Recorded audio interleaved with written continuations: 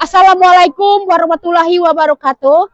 Perkenalkan, nama saya Surismiani, asal sekolah SMP Negeri 1 Jarai, mata pelajaran ilmu pengetahuan sosial, merupakan salah satu peserta pelatihan pembelajaran mendalam Kabupaten Lahat, BGTK Sumsel. Berikut video pengimbasan pembelajaran mendalam kepada guru di SMP 1 Jarai. Salam sukses, selamat menyaksikan.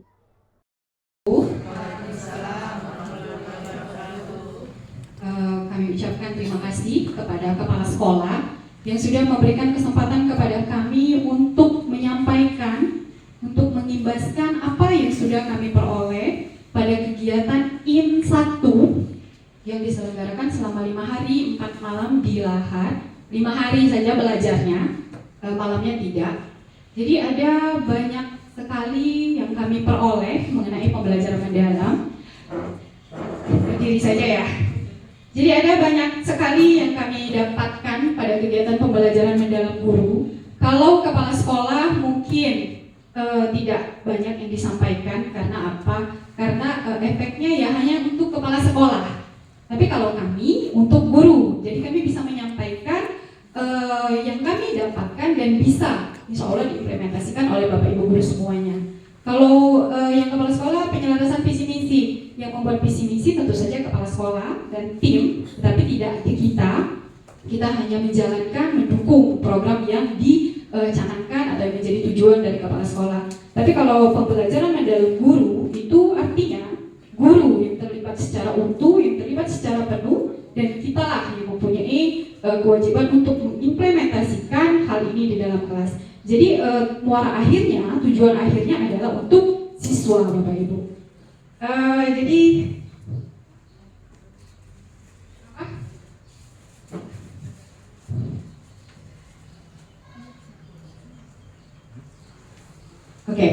jadi yang berkesempatan untuk hadir pada kegiatan pembelajaran atau pada program pelatihan pembelajaran mendalam bab 1 ini kami bertiga, saya sendiri, kemudian ada Ibu Mary Aksa dan Ibu Surismiani. Jadi 3 mapel ini dulu, dan kemungkinan di tahun-tahun berikutnya akan berubah menjadi mapel yang lain.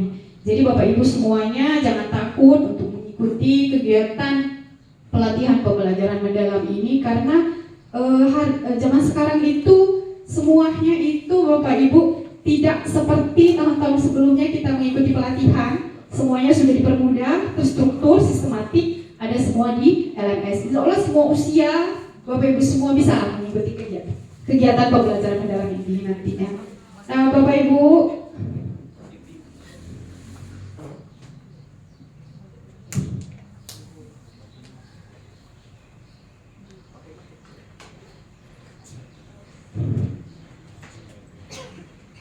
pembelajaran mendalam, pastinya Bapak Ibu semua sudah pernah mendengar, sudah tahu, sudah browsing juga dari berbagai sosial media, karena informasi tentang hal ini sudah banyak beredar di berbagai macam sosial media Bapak Ibu.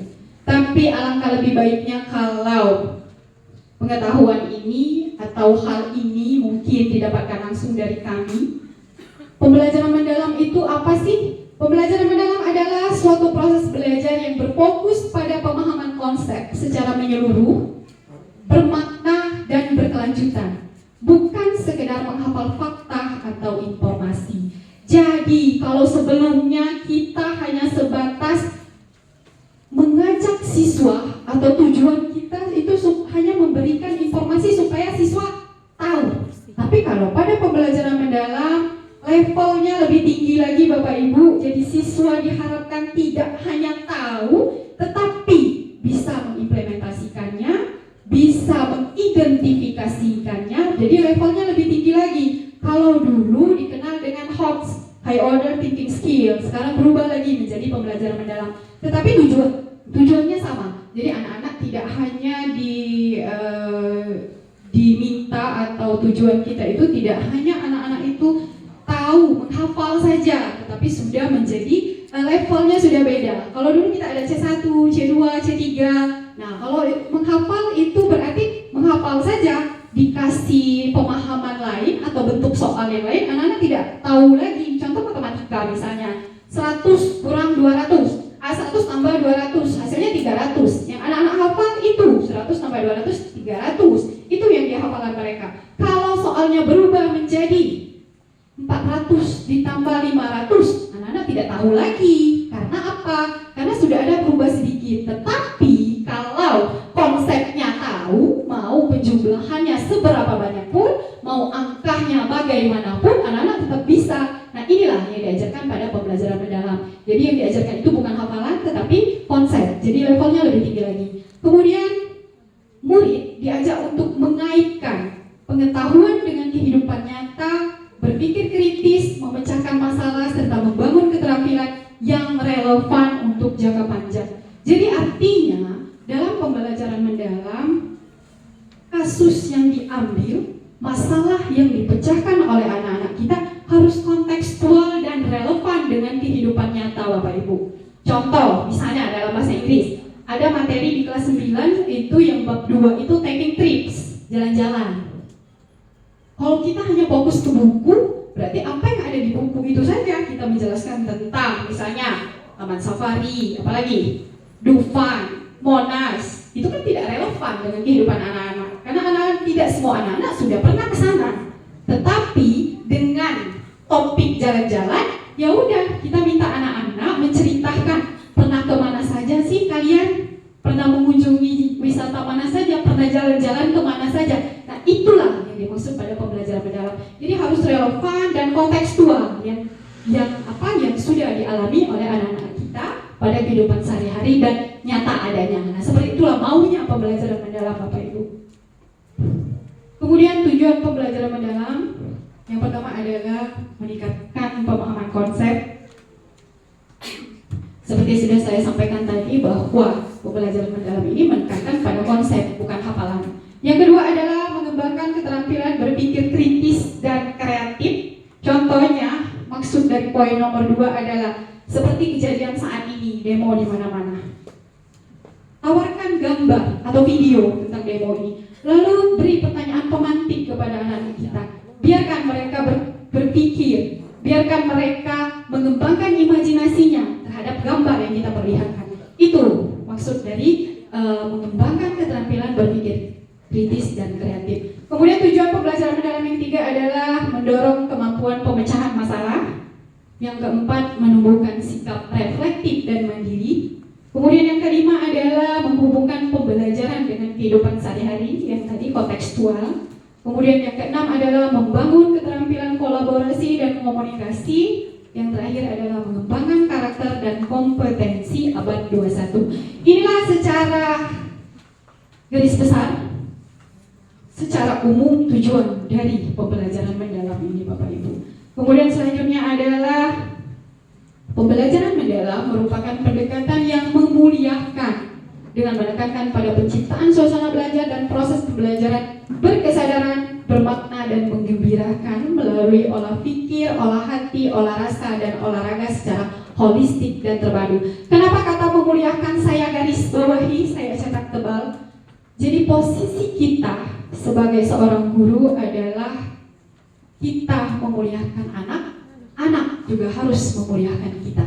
Salah satu implementasi dari memuliakan bagaimana? Contoh pada kegiatan hari ini, Bapak Ibu semua memberikan kesempatan kepada kami, fokus kepada apa yang kami sampaikan, yaitulah arti dari memuliakan, praktek memuliakan secara sederhana. Nah, begitu pun dengan keadaan di kelas, anak-anak harus memuliakan kita. Jadi anak-anak harus sadar, harus tahu akan keberadaan kita, harus mendengar apa yang kita sampaikan. Begitupun sebaliknya, kita harus memuliakan posisi anak-anak. Tidak zamannya lagi segala sesuatu, segala permasalahan yang terjadi di dalam kelas murni kesalahan anak-anak, tidak. Kita harus belajar merefleksi diri, belajar untuk introspeksi diri terhadap apa permasalahan yang sedang terjadi di dalam kelas. Itu prinsipnya memuliakan. Kemudian dalam pembelajaran mendalam, semua pihak yang terlibat saling menghargai dan menghormati dengan mempertimbangkan potensi, martabat, dan nilai-nilai kemanusiaan. Nah, ini kalau dilihat dari gambar ini atau dari bagan yang kami sajikan, tujuan akhir dari pembelajaran mendalam itu adalah untuk menciptakan murid yang memiliki karakter sesuai dengan 8 dimensi profil lulusan. Nanti kita akan bahas satu-satu 8 dimensi profil lulusan. Saya yakin Bapak Ibu semuanya sudah tahu apa saja 8 dimensi profil lulusan. Jangan sampai tidak tahu 8 dimensi profil lulusan. Jadi semua KBM, proses KBM yang kita laksanakan sehari-hari, walaupun dengan metode atau dengan pendekatan pembelajaran mendalam ataupun tidak, tujuan akhirnya adalah menciptakan murid-murid, anak didik kita yang memiliki karakter sesuai dengan 8 dimensi profil lulusan. Kita semua Bapak Ibu yang hadir di sini pasti memimpikan murid yang, pasti kita punya mimpi. Suatu saat murid yang kami ajarkan ini akan jadinya seperti ini. Boleh kita bermimpi, kalau hasilnya itu kembali lagi, tapi yang jelas prosesnya itu yang sedang kita usahakan Bapak Ibu. Kalau hasil kita tidak bisa memaksakan, tapi proses bisa kita usahakan dengan baik, bisa kita usahakan maksimal. Nah, pembelajaran mendalam ini dikenal dengan BBM itu berkesadaran, bermakna, dan menggembirakan. Kemudian BBM ini dilaksanakan implementasinya di kelas dengan mempertimbangkan olah pikir, memperhatikan olah hati, olah rasa, olah raga, sehingga terwujudlah 8 dimensi profil lulusan. Lalu bagaimana sih mengimplementasikan olah pikir? Apa sih yang dinamakan olah pikir, olah hati, olah rasa, olah raga? Di sini kami jelaskan Bapak Ibu. Olah pikir yang dimaksud adalah merupakan proses pendidikan yang berfokus pada pengasahan akal budi dan kemampuan kognitif seperti memahami, menganalisa, dan memecahkan masalah. Jadi anak-anak diajak berpikir Bapak Ibu. Tugas kita sebagai seorang guru saat ini bukan membimbing anak-anak menyelesaikan soal, tetapi tugas kita sebagai guru pada pembelajaran mendalam adalah sebagai fasilitator Bapak Ibu, sebagai pendamping saja.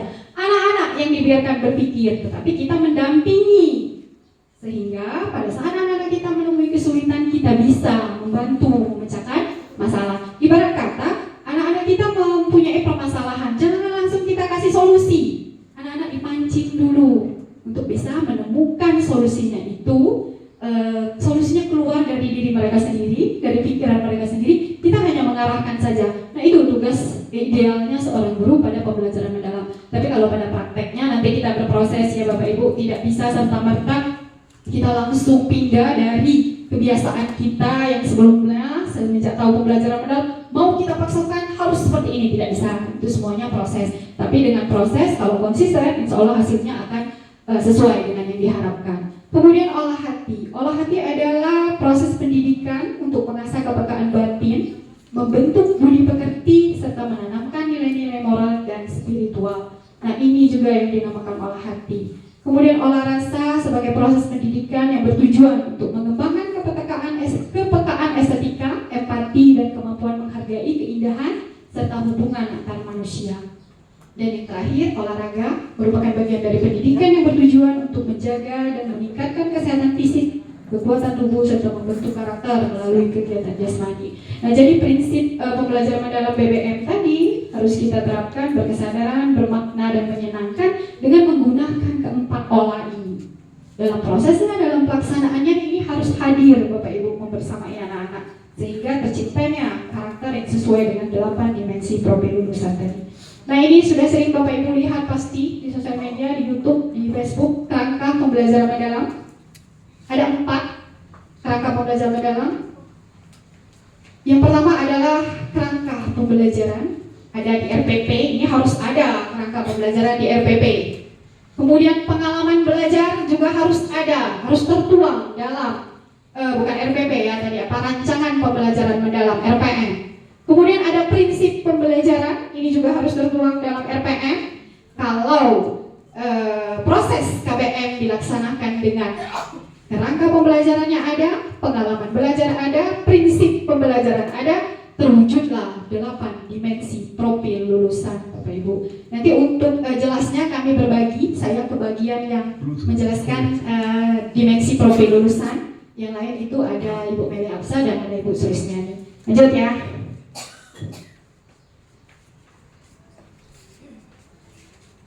Ini tadi kerangka kerjanya secara rincinya. Ini yang dimaksud dengan dimensi profil lulusan. Dimensi profil lulusan merupakan fokus pada profil lulusan yang akan dicapai, yaitu ini dimensi profil lulusan harus tahu 8 dimensi. Keimanan dan ketakwaan terhadap Tuhan Yang Maha Esa, kewargaan, kreativitas, penalaran kritis, kolaborasi, kemandirian, kesehatan, dan komunikasi. Nah, di Permendikdasmen terbaru tahun 2025 itu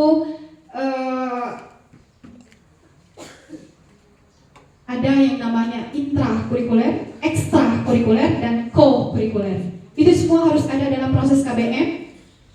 Tiga-tiganya itu bertujuan untuk membentuk siswa yang memiliki karakter dimensi 8 dimensi ini. Itu muara akhirnya. Kemudian lanjut ya ke 8 dimensi profil lulusan.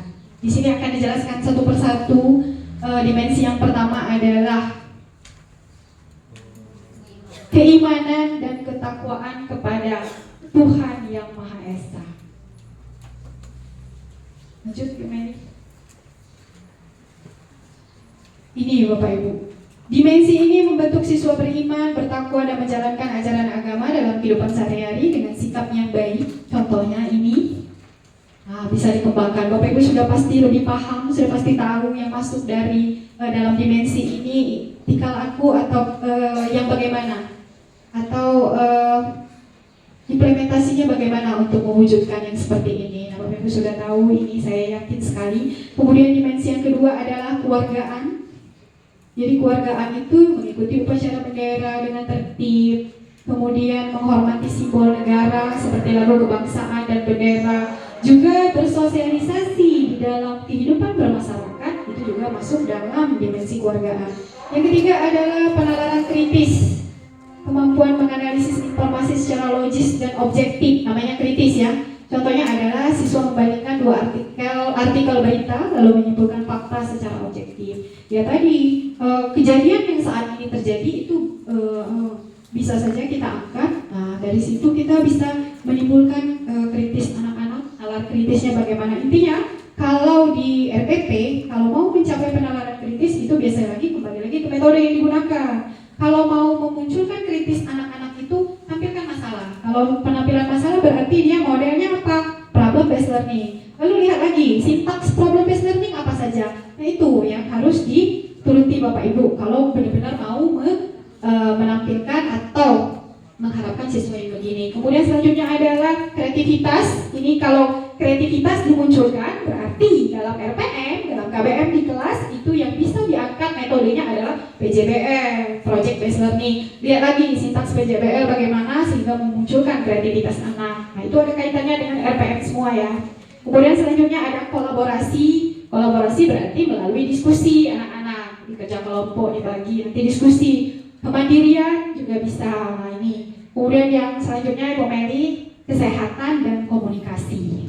Nah, 8 dimensi profil lulusan ini bisa terwujud tentu saja pada rencana pembelajaran mendalam itu harus dituangkan, dan integrasi atau 8 dimensi profil lulusan yang menjadi tujuan harus sesuai dengan metode pembelajaran yang diambil. Kalau Bapak Ibu ingin kreativitas anak muncul, ya tadi ambil project based learning. Ingin kolaborasi muncul, bisa jadi di project based learning. Ingin anak-anak menimbulkan daya kritisnya, berarti ambil di problem based learning. Harus tahu dulu Bapak Ibu metode pembelajaran yang bisa digunakan pada pembelajaran mendalam apa saja. Masih sama seperti yang dulu-dulu, ada PBL, problem based learning, PJBL, project based learning, apalagi ada inquiry. Nah, tapi harus hafal dulu sintaks-sintaksnya apa, baru bisa berjalan dengan semestinya. Kemudian prinsip pembelajaran mendalam, ingat BBM ini Bu Sulis yang menyampaikan. Sudah 20 menit Bu Melka. Pas ya. Jadi untuk prinsip pembelajaran mendalam ini Bapak Ibu kami serahkan kepada Ibu Surismiani karena kami bertiga, jadi kami bertiga yang berkewajiban untuk menyampaikan materi yang sudah kami dapat. Silakan mohon kesediaan kepada Ibu Surismiani. Masih semangat?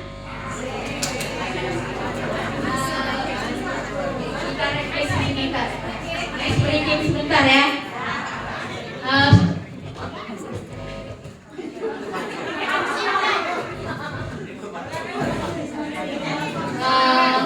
Kita lanjutkan sebelum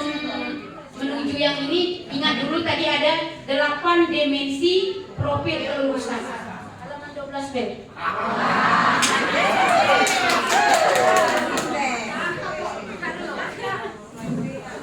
Baik, silakan berdiri Ibu, Bapak-bapak. Yang tahu Ini nanti kan masuk di kategori menggembirakan. di profil.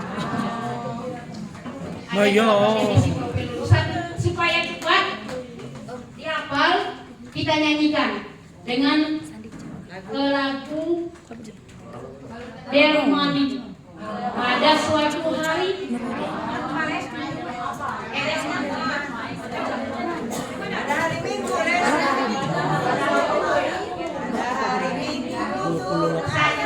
dua, tiga. Ada 8 dimensi profil lulusan. 1 keimanan dan ketakwaan. Baca itu loh. Ya tadi ada 8 dimensi profil lulusan. 1 keimanan dan ketakwaan. 2 kewargaan, 3 penalaran kritis. Profil lulusan. 1 keimanan dan ketakwaan.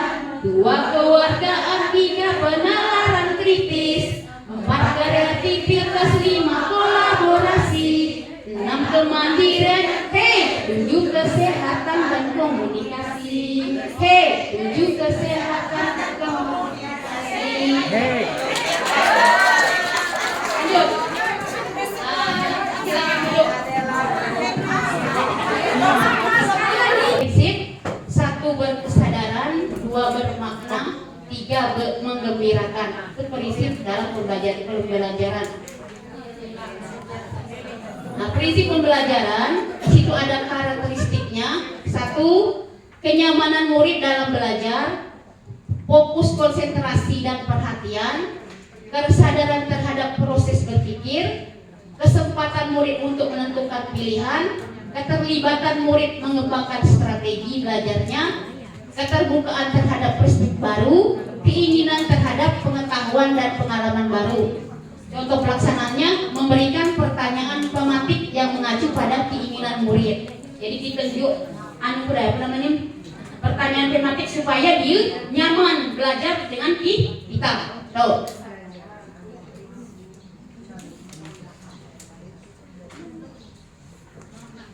Sekarang bermakna. Karakteristiknya relevan dengan kehidupan nyata. Maksudnya ditunjukkan dengan kehidupan nyata. Misal kalau pelajaran IPS, misal ada kegiatan ekonomi, nanti ada ke pasar. Kalau tidak ada ke pasar, boleh diajak ke Kalaman, berarti hidup nyata. Atau diajak ke museum, nah itu diajak ke nyata. Koperasi boleh. Jadi dia tahu, berarti diajak ke dunianya nyata. Mengembirakan. Nah, mengembirakan ini karakteristiknya lingkungan pembelajaran yang interaktif, aktivitas pembelajaran yang menarik, menginspirasi, tantangan yang memotivasi, tercapainya keberhasilan belajar, dan memberikan ruang untuk kreativitas. Nah, untuk mengembirakan, guru sebagai fasilitator memberikan dukungan dan tantangan yang sesuai dengan kemampuan murid. Lanjut. Pengalaman belajar ada 3M: memahami, mengaplikasi, dan merefleksi. Yang harus kita paham, pelajari. Kalau memahami, dia merupakan tahap awal murid untuk aktif mengkonstruksi pengetahuan agar dapat memahami secara mendalam konsep atau materi dari berbagai sumber dan konteks. Pengetahuan pada masa ini terdiri dari pengetahuan esensial, pengetahuan aplikatif, dan pengetahuan nilai dan karakter dengan pendekatan aktif dan konstruktif. Murid tidak hanya menerima pengetahuan secara pasif, sehingga membentuk fondasi pemahaman yang menjadi dasar untuk mengaplikasi pengetahuan dalam situasi kontekstual atau tahapan selanjutnya. Yang kedua ada mengaplikasi. aplikasi merupakan pengalaman belajar yang menunjukkan aktivitas murid dalam aplikasikan pengetahuan dalam kehidupan secara kontekstual. Pengetahuan yang diperoleh peserta didik pada tahapan memahami diaplikasikan sebagai proses perluasan pengetahuan. Dan yang terakhir ada merefleksikan, merupakan proses di mana murid mengevaluasi dan memaknai proses serta hasil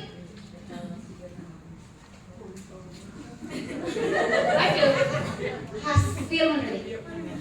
Refleksi melibatkan regulasi diri sebagai kemampuan individu untuk mengolah proses belajarnya secara mandiri melalui perencanaan, pelaksanaan, dan pengawasan. Itu untuk pengalaman belajar. Nah, sekarang kita lihat di sini dulu. Ini Gubo jelaskan ini. Bapak-bapak mungkin ibu-ibu sudah tahu ada itu taksonomi Bloom dengan taksonomi Solo. Kalau taksonomi Bloom di situ ada mengingat, memahami, menganalisis, menerapkan, mencipta, mengevaluasi. Tahu C1, C2, C3, C4. Namun di taksonomi Solo dalam pembelajaran mendalam dia langsung memahami, mengaplikasi, merefleksi. Memahami itu ada yang mengingat masih di situ.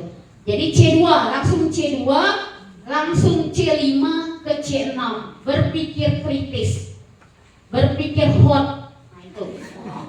Jadi diajak berpikir hot. Namun di Bloom tadi itu masih sampai di C2, mengingat dan memahami. Nah, hal inilah yang ingin dirubah Menteri Pendidikan itu. Harus pembelajaran mendalam. Lanjut.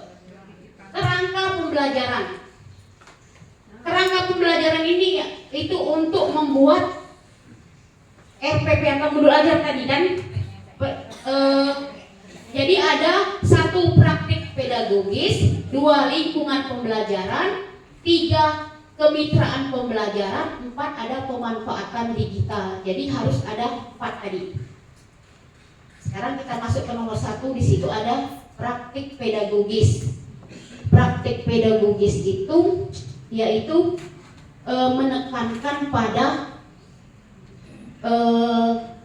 kehidupan nyata pengetahuannya itu harus nyata. Jadi di strategi pendekatan dalam memfasilitasi pembelajaran berpusat pada siswa, mendorong inquiry kolaborasi dan pemecahan masalah nyata, mengintegrasikan asesmen formatif serta umpan balik berkelanjutan.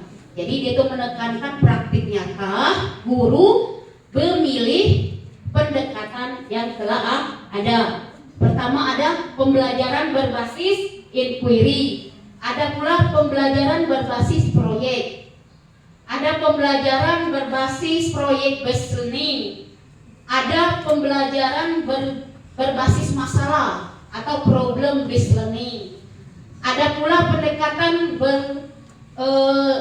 yang STEM, ada pendekatan kolaborasi, ada pula pendekatan berdiferensiasi. Nah, tujuannya sama, untuk berpikir kritis atau hot tadi. Itu yang akan dipakai untuk praktik pedagogis. Lanjut, lingkungan pembelajaran. Nah, lingkungan pembelajaran ini adanya suasana budaya dan struktur kelas sekolah yang mendukung pembelajaran. Jadi ada yang mendukung. Pertama, aman dulu, inklusif dan menghargai keragaman. Kedua, mendorong partisipasi aktif siswa. Ketiga, fleksibel, memungkinkan pembelajaran kolaboratif maupun individual. Yang ketiga ada kemitraan belajar. Kemitraan belajar itu ada kolaborasi antara siswa, guru, orang tua, masyarakat di dunia luar untuk mendukung pembelajaran mendalam. Jadi harus ada kemitraan supaya pembelajaran itu bisa kita laksanakan. Yang keempat ada pemanfaatan digital. Nah, pemanfaatan digital inilah yang dijadikan kendala.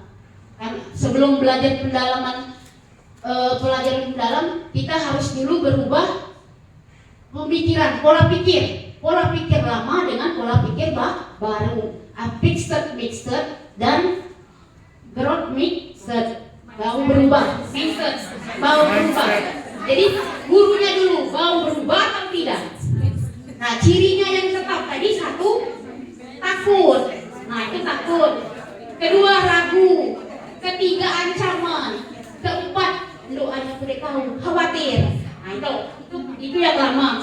Nah, untuk sekarang kita tidak boleh lagi yang seperti tadi, tetap harus berubah. Saya bisa. Tuh. Jadi harus dengan satu karakter tadi. Tidak boleh, oh aku nih guru lah tuh, kamu tuh lah budak. Tidak boleh itu. Karena kita hubungannya kan manfaatkan kita. Jadi segala itu kita belajar.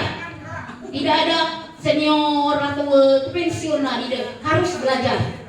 Dimanfaatkan digital karena pembelajaran digital boleh memakai Google Form, Padlet, lagi kan banyak. Itu materi pembelajaran kita harus ikut Gen sekarang, Gen apa? Gen Z.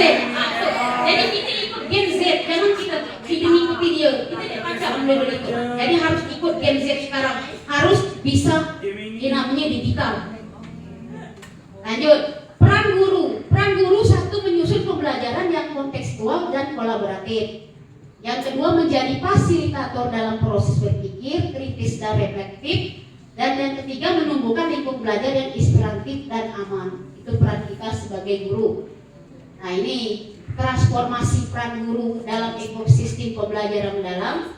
Kita lihat piramida, di situ gambar piramida. Di situ ada hierarki tradisional. Nah, hierarki tradisional, guru berada di bawah, di atas guru ada kepala sekolah, di atas kepala sekolah ada pemerintah daerah, di atas pemerintah daerah ada pemerintah pusat. Itu dulu. Guru hanya menjalankan tugas dari pemerintah pusat. Nah, karena sekarang sudah transport perubahan, guru berada di atas. Kepala sekolah di bawah guru,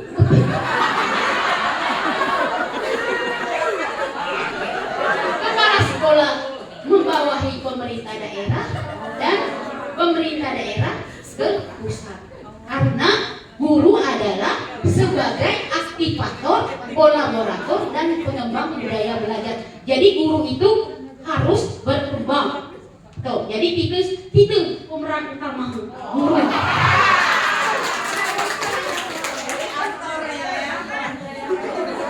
Sekarang, nah ini tujuan dari pembelajaran mendalam itu untuk mencetak masa depan berkualitas. Mengajak siswa kita berkualitas, murid kita. Satu, menguatkan karakter. Dua, meningkatkan kompetensinya. Yang ketiga, membentuk lulusan berdaya saing global dan berakal pada nilai luhur. Nah, itulah pemaparan dari kami. Kalau ada refleksi boleh, ada tanya jawab boleh, ada yang mau bertanya. Nanti kalau ada bertanya, pasti dikasih refleksi masuk ke yang menggembirakan tadi. Setiap kita ngajar tuh, yang menjawab kita harus diberi apa namanya, apresiasi. Ada bagian dari memuliakan tadi. Jadi ada yang sudah bertanya.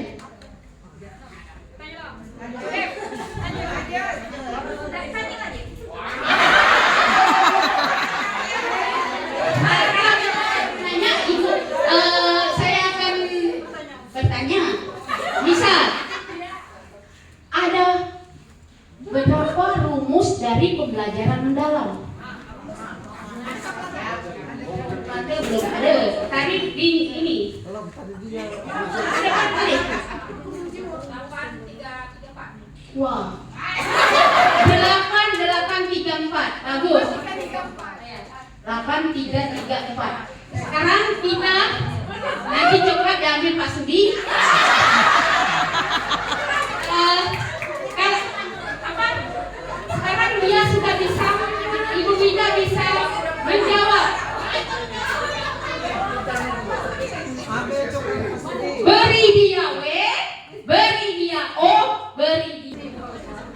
Oke, terima kasih. Baik, semangat Ibu ya. Kita lanjut ya. Dan sudah lama. Mungkin saya tidak bisa seperti Ibu Suris. Kalau guru IPA itu dia kaku, ya, tidak fleksibel. Dia langsung ke tujuan sasarannya. Kalau guru IPS itu dia banyak liku-likunya, nanti tidak sama. Oke, sebelum mulai mungkin kita karena udah siang, tidak apa-apa. Kita sedikit ice breaking dulu. Kalau saya tanya, siapa kita? Jawabannya apa? Dewa, guru SMP Negeri 1 Jalan. Bisa ya? Kalau saya tanya, siapa kita? Oke.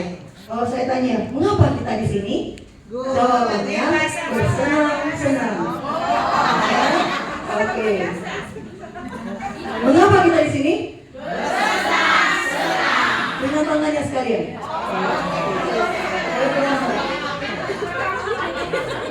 Kemudian kalau saya tanya SMP Negeri 1 Jarai, jawabannya kami pasti bisa. Bisa? Oke. Siapa kita? SMP Negeri 1 Jarai. Mengapa kita di sini? SMP Negeri 1 Jarai pasti bisa. Dari pertama kita yakin dulu, kami pasti bisa, kami pasti bisa. Untuk sesi ini saya membahas sedikit melanjutkan dari kedua rekan-rekan saya ini mengenai assessment. Assessment itu bahasa kitanya penilaian, ya penilaian. Saya kaku kalau dengan MFA. Jadi assessment itu adalah penilaian yang kita lakukan bisa di awal, bisa di tengah, bisa di akhir. Jadi assessment itu dalam pelajaran mendalam itu ada 3. Ya, ini disebut dengan assessment. Itu ada as learning, ada for learning, ada of learning. Nah ini sebenarnya sedikit feedback. Saya guru IPA.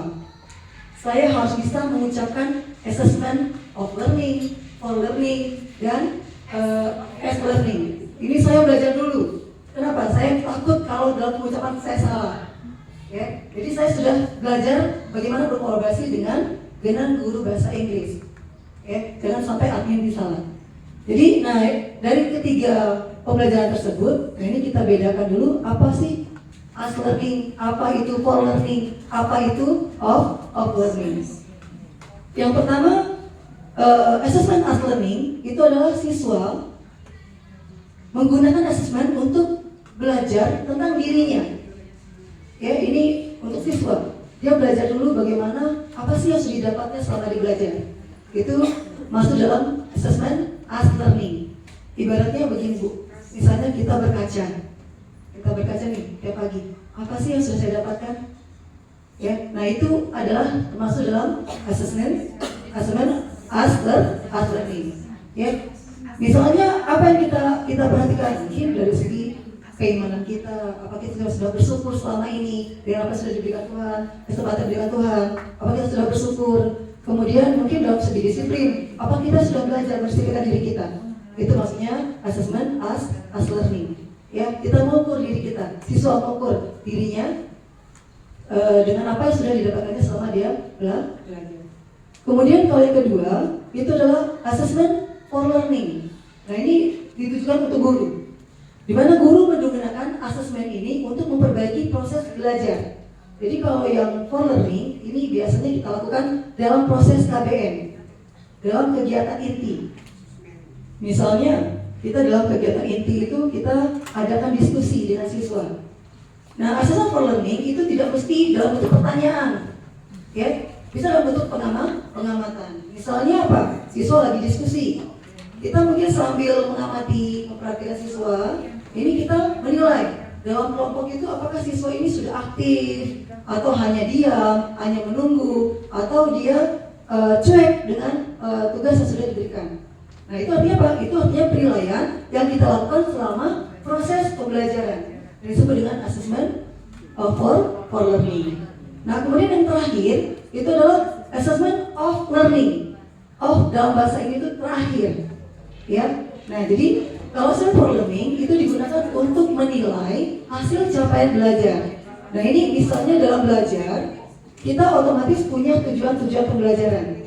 Nah tujuan-tujuan pembelajaran itu adalah yang menjadi titik tombak kita untuk assessment of learning. Misalnya dalam IPA, kita belajar tentang alat indera. Sudah kita jelaskan bahwa alat indera manusia ada 5. Ya, ini fungsinya begini, ini respon terhadap ini. Setelah kita jelaskan dalam proses pembelajaran. Nah, di off learning kita boleh menanyakannya, ya, dengan siswa. Itu artinya apa? Kita mengukur sejauh mana anak-anak memahami capaian pelajaran yang kita harapkan. Gitu ya. Oke, lanjut.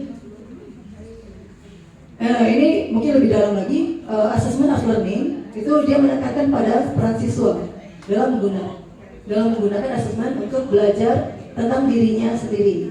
Nah, tujuannya adalah untuk mengembangkan kesadaran diri atau metakognisi ya siswa agar mampu memantau, mengatur, dan mengevaluasi pembelajarannya.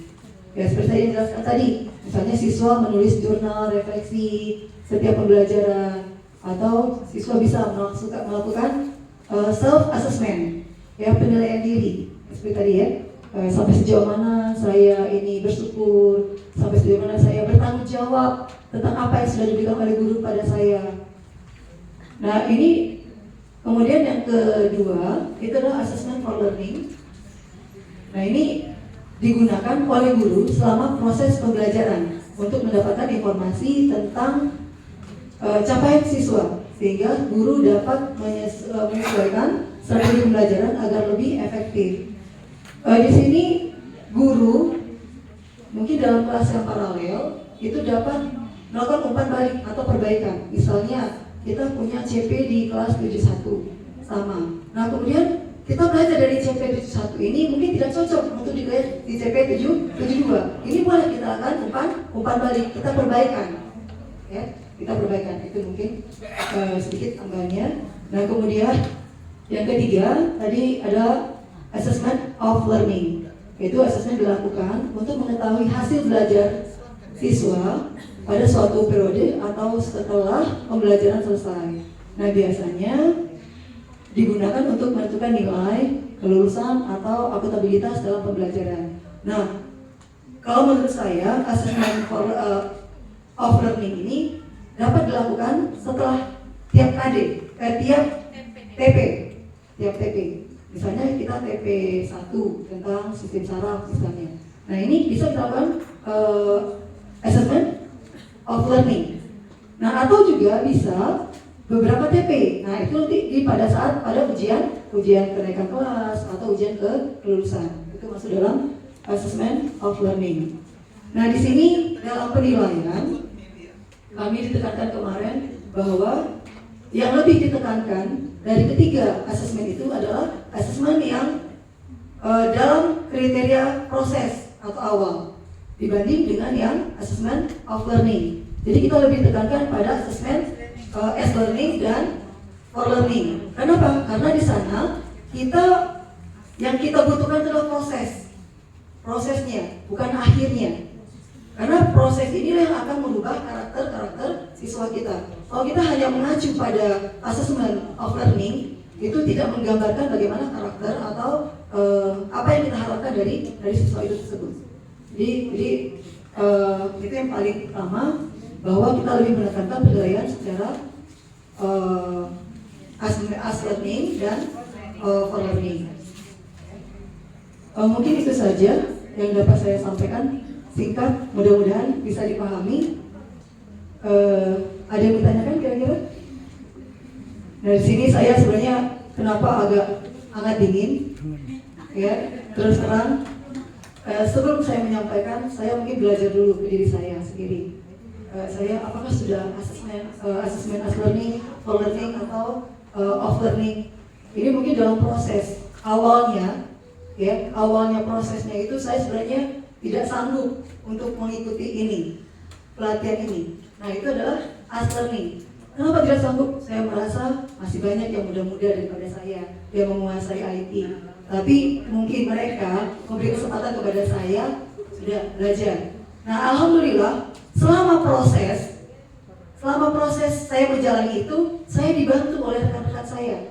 Dan alhamdulillah selama proses itu kami saling berkolaborasi, saling membantu, saling isi. Ya, dan saya berprinsip seperti ini. Ya, kalau nggak bisa belajar dulu. Satu yang saya tanamkan, kita belajar itu adalah ibadah.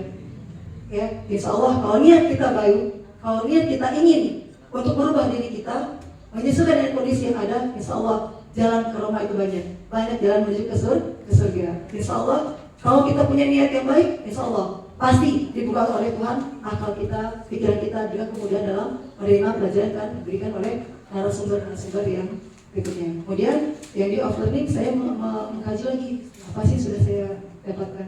Nah, alhamdulillah walaupun sedikit jadilah. Jangan sampai tidak berubah sama sekali.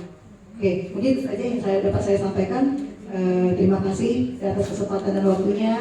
Ibu-ibu mendengarkan, mudah-mudahan kita sama-sama berusaha, kita sama-sama di sini saling berkolaborasi. Bagaimana kita bisa menerapkan pelajaran mendalam ini di sekolah kita, dan insya Allah sekolah kita sekolah yang terpilih.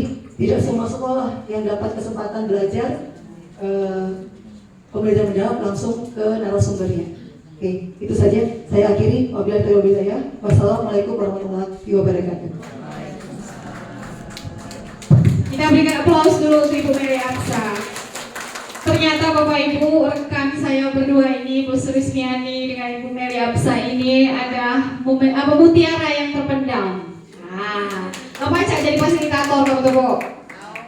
Fasilitator untuk kita semua. Jadi intinya Bapak Ibu dari apa yang kami sampaikan tadi, kerangka kerja pembelajaran mendalam yang pertama ada dimensi profil lulusan, kerangka pembelajaran, pengalaman belajar, prinsip pembelajaran, dan terakhir adalah asesmen dalam pembelajaran. Semua itu harus ada dalam rancangan pembelajaran mendalam. Dan proses dari kerangka pembelajaran, pengalaman belajar, prinsip pembelajaran, dan asesmen dalam pembelajaran adalah untuk menciptakan dimensi profil lulusan.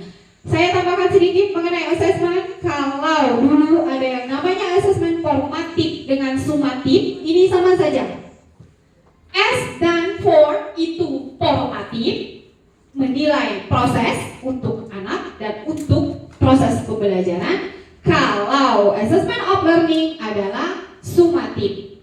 Lalu yang sedang atau yang sering kita alami, apakah dalam setiap pertemuan harus ada assessment formatif dan sumatif? Assessment formatif dalam setiap pertemuan harus ada, tetapi assessment sumatif atau of learning tidak. Belum tentu ada assessment of learning dalam setiap pembelajaran. Karena apa?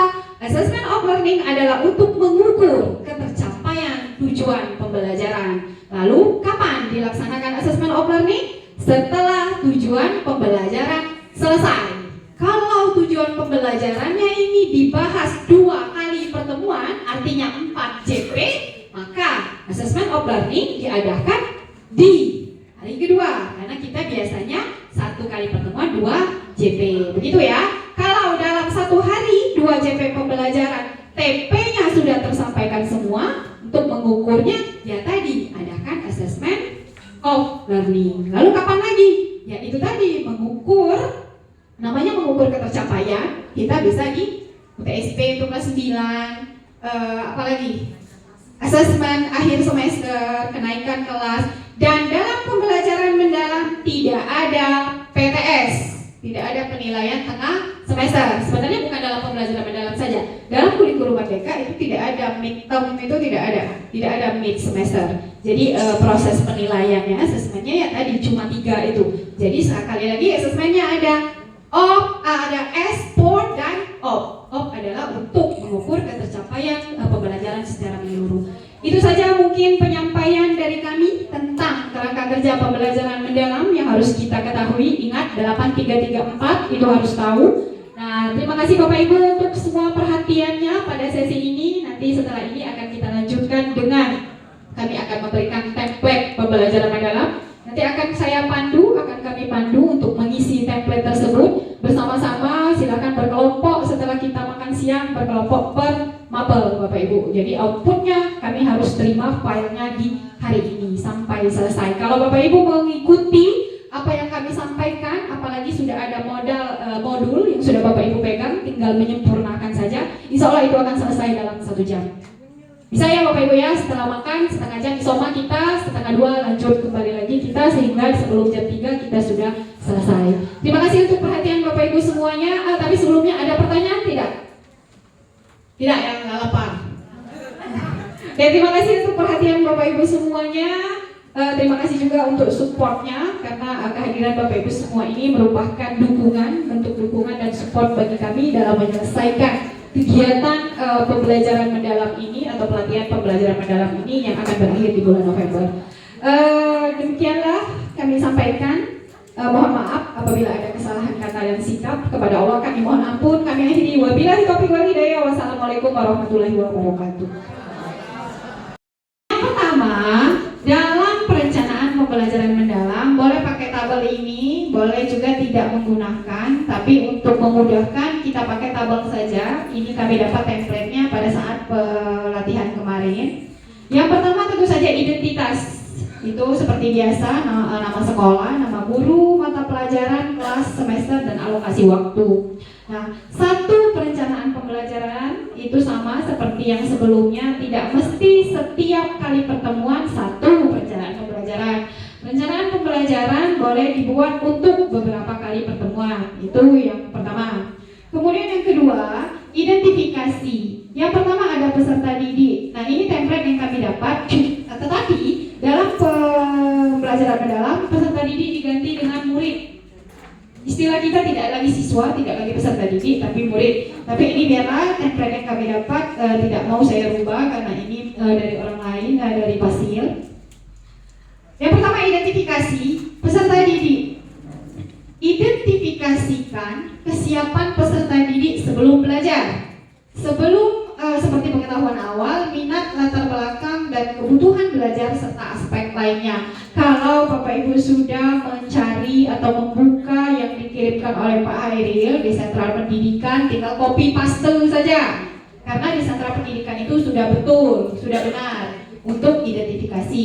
Nah, contoh bahasa Inggris, saya juga ambil di Sentral Pendidikan, tinggal di copy paste saja. Nah, untuk di tahap identifikasi, yang pertama peserta didik. Lihat pengetahuan awalnya bagaimana. Berarti pada saat kita melakukan pembelajaran tentang suatu materi, kita tahu dulu kondisi peserta didiknya, kita samaratakan. Misal, peserta didik ini misal untuk dalam bahasa Inggris, itu murid pernah menceritakan pengalaman liburan dalam kalimat sederhana, namun masih sering menggunakan simple present tense daripada simple past tense. Mereka mengenal beberapa kata kerja bentuk lampau, terutama yang beraturan. Nah, jadi pada saat mau memberikan satu materi, kita samaratakan dulu di pemikiran kita bahwa kondisi pengetahuan awal peserta didik ini sama, posisinya ada di, misalnya, saya mengajarkan tentang novel yang lain, misalnya apa ya?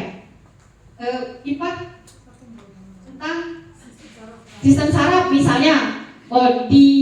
Pada saat mengidentifikasi kemampuan peserta didik, saya menyamaratakan bahwa semua peserta didik telah mengetahui sistem saraf ini secara umum. Tinggal yang akan saya dijelaskan mungkin lebih terperincinya lagi begitu. Jangan membedakan pengetahuan awal. Maksudnya di persepsi kita, kondisi siswa saat ini sama rata. Mereka sudah mengetahui tentang ini. Tinggal kedepannya kita akan lebih menjelaskan masalah ini secara terperinci gitu. Nah, sekarang kita lanjut langsung saja supaya cepat. Buka template yang ada di grup, kemudian buka RPP pada Sentral Pendidikan. Mungkin Pak Hairil bisa kirim lagi linknya di grup supaya sama-sama serentak kita hasilnya sama-sama selesai semua. Copy paste saja.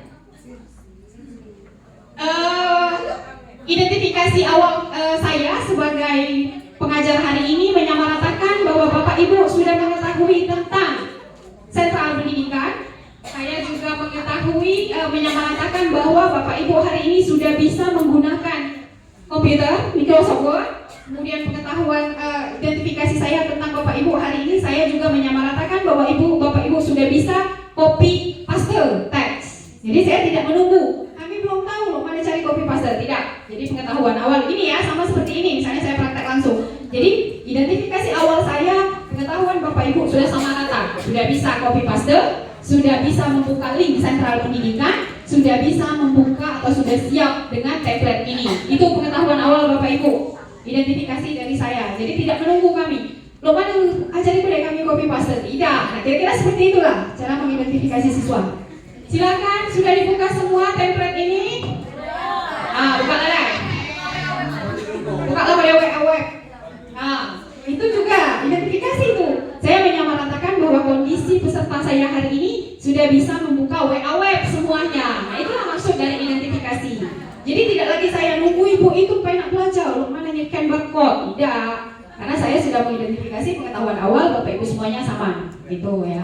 Itulah maksud dari identifikasi ini.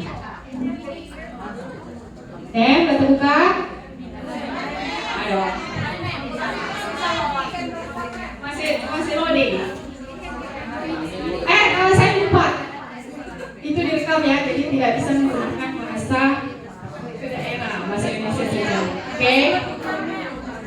Masih berputar-putar. Masih loading. Post udah ya, mau masih ini aja dikit. Nanti di post di pengeditan saja. Satu kali pertemuan sama dengan 2 JP.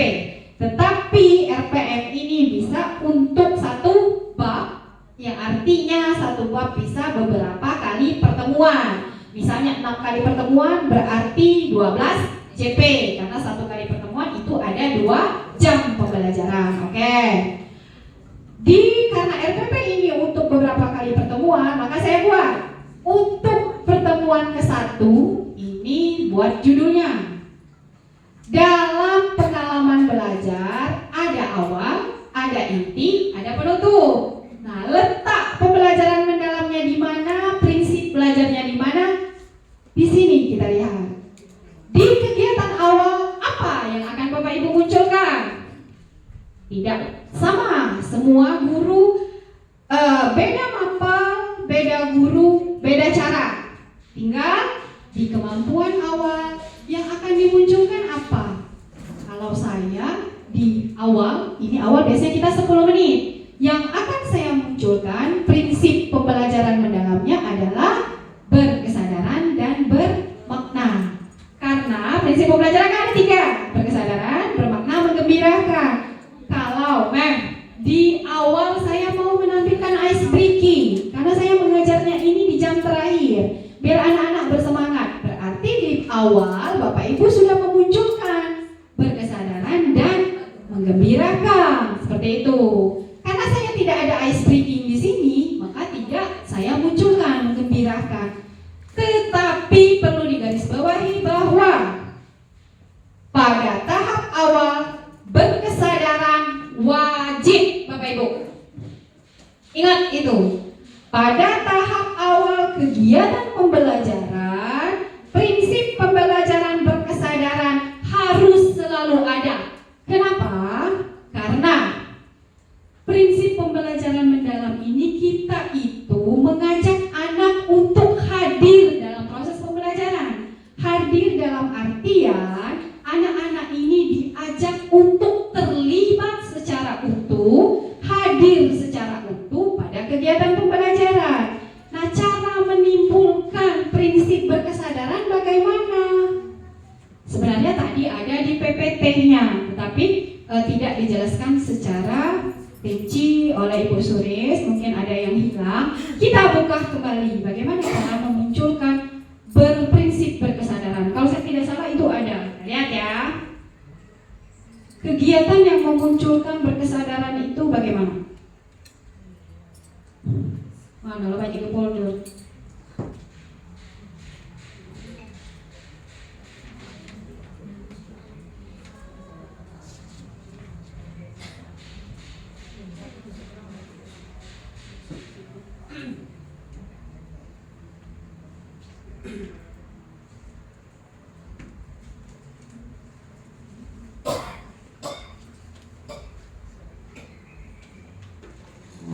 Oke, di sini. Prinsip pembelajaran berkesadaran. Cara memasukkannya atau cara menampilkannya pada RPM dan di kelas. Sepakati dulu ya bahwa RPM ini rancangan. Prakteknya ada di dalam proses pembelajaran di kelas. Berarti idealnya apa yang terjadi di dalam kelas sudah tertuang dalam RPM. Jadi kita merancang RPM berarti bayangan kita, kesepakatan kita, pemahaman kita bahwa itulah nanti yang akan terjadi di dalam kelas. Pada prakteknya kita tidak bisa memungkiri bahwa pada prakteknya banyak sekali kendala di dalam kelas karena terkadang kita tidak bisa sesuai dengan RPM yang sudah kita buat. Nah, begini cara memunculkan berkesadaran pada proses pembelajaran. Karakteristiknya dulu harus tahu. Pertama, kenyamanan murid dalam belajar harus ada. Bagaimana cara membuat murid nyaman dalam belajar? Tentu saja kelasnya harus bersih, Bapak Ibu. Anak-anak harus dalam kondisi yang rapi, dalam kondisi yang siap. Lalu kalau Bapak Ibu menanyakan, misalnya mengecek kerapian kelas, kerapian siswa, kerapian anak. Di situ misalnya, guru mengecek kerapian murid. Berarti sudah Bapak Ibu munculkan di RPM-nya berkesadaran. Nah, walaupun tindakan kecil itu sebenarnya sekali lewat kayak kita ngomongnya, tapi itu sudah memunculkan berprinsip BBM dalam pembelajaran di awal pembelajaran berkesadaran. Yang kedua, fokus atau konsentrasi dan perhatian. 3, kesadaran terhadap proses berpikir. 4, kesadaran murid untuk menentukan pilihan. 5, keterlibatan murid mengembangkan strategi belajarnya, keterbukaan terhadap perspektif baru, keingintahuan terhadap pengetahuan dan pengalaman baru. Oke, kalau lihat kalimat itu mungkin masih agak pusing. Kita lihat contoh pelaksanaan. Yang pertama, contoh pelaksanaan di dalam kelas untuk memunculkan prinsip berkesadaran adalah memberikan pertanyaan pemantik yang mengacu pada keingintahuan murid. Di awal pembelajaran, ini kita berbicara ideal ya, praktek di dalam kelas itu saya serahkan kembali kepada Bapak Ibu. Tapi kita harus tahu bahwa idealnya itu seperti ini. Suatu saat mungkin kita bergerak untuk melakukan yang katakanlah sesuai dengan maunya pembelajaran mendalam. Yang pertama adalah memberikan pertanyaan pemantik yang mengacu pada keingintahuan siswa. Misalnya, anak-anak tahu tidak apa yang terjadi tanggal 30 Agustus kemarin? Itu bisa pertanyaan pemantik, tapi lagi sesuaikan dengan materi. Misalnya, tahu tidak kalian 30 Agustus kemarin kerugian yang diderita oleh rumah si A itu ini loh. Dari situ muncul keingintahuan anak. Oh mem, saya tahu mem, ini. Apalagi ya mem? Nah, dari situ itu sudah memunculkan prinsip pembelajaran mendalam untuk kategori berkesadaran. Atau pertanyaan-pertanyaan pemantik lainnya, Bapak Ibu pasti tahu yang sesuai dengan topik, yang sesuai dengan materi. Yang kedua adalah memastikan murid mengetahui apa yang akan dicapai. Menyampaikan tujuan pembelajaran di awal pembelajaran itu sudah menimbulkan prinsip berkesadaran. Terkadang kita lupa langsung ngajar-ngajar tidak pernah kita sampaikan. Nana, tujuan pembelajaran kita hari ini adalah nanti diharapkan setelah kegiatan ini kalian menjadi tahu tentang ini.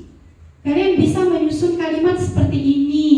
Kalian bisa, kalau bahasa Inggris misalnya, kalian bisa mengajak atau membuat kartu undangan ulang tahun dalam bahasa Inggris. Nah, sampaikan tujuan pembelajaran itu. Nah, menyampaikan tujuan pembelajaran itu juga sudah menimbulkan prinsip berkesadaran. Lalu yang selanjutnya adalah menunjukkan kebermanfaatan dari hasil belajar murid. Itu di awal biasanya. Kalau saya sering untuk memberikan nasihat kepada murid, kalau kalian serius mengikuti pembelajaran hari ini, karena tujuan pembelajaran hari ini adalah ini. Kalau tujuan ini tercapai, pasti nanti anak-anak kalau mengalami hal ini bisa loh membuatnya sendiri. Misalnya tadi yang kartu ulang tahun, tujuan pembelajaran kita hari ini adalah mendesain kartu undangan ulang tahun dalam bahasa Inggris. Nah, itu lanjutkan lagi kita kalimatnya. Kalau misalnya anak-anak sudah tahu tujuan pembelajaran hari ini, ayo kita ikuti pembelajaran ini dengan serius supaya nanti tercapai tujuan pembelajaran ini. Nah, kalau sudah tercapai, nanti kalau anak-anak ulang tahun bisa loh buat kartu undangan dalam